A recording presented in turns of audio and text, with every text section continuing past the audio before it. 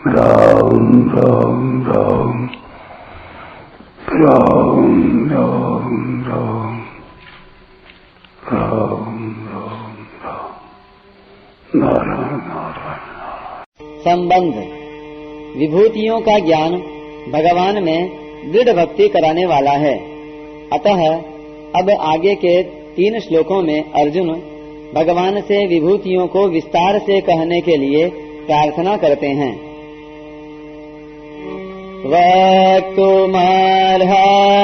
शेषेण दिव्या यात्मविभूतयः याभिर्विभूतिभिर्लोका निमां स्वं व्याप्य तिष्ठति। 16वां श्लोक।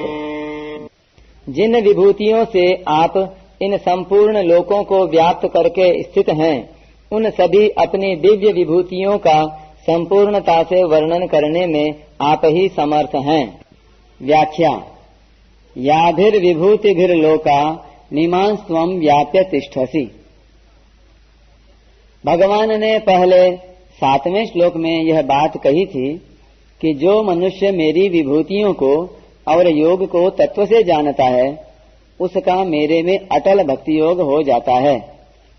उसे सुनने पर अर्जुन के मन में आया कि भगवान में दृढ़ भक्ति होने का यह बहुत सुगम और श्रेष्ठ उपाय है, क्योंकि भगवान की विभूतियों को और योग को तत्व से जानने पर मनुष्य का मन भगवान की तरफ स्वाभाविक ही खिंच जाता है और भगवान में उसकी स्वाभाविक ही भक्ति जागृत हो जाती है।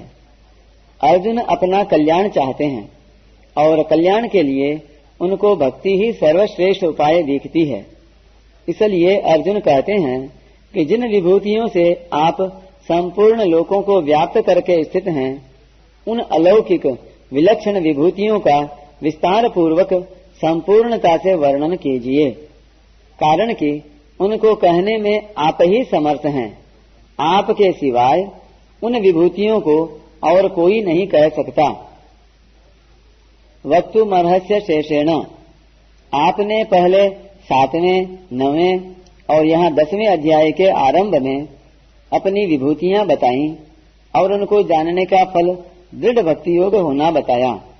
अतः मैं भी आपकी सब विभूतियों को जान जाऊं और मेरा भी आप में दृढ़ भक्ति योग हो जाए, इसलिए आप अपनी विभूतियों को पूरी की पूरी कह दें, बाकी कुछ न रखें।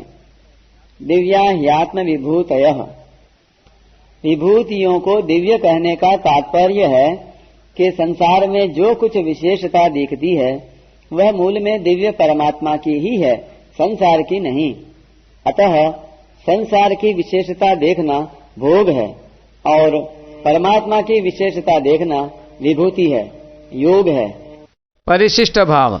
अर्जुन भगवान से कहते हैं कि अपनी संपूर्ण विभूतियों का आप ही वर्णन कर सकते हैं, क्योंकि आप स्वयं ही अपने आप को जानते हैं।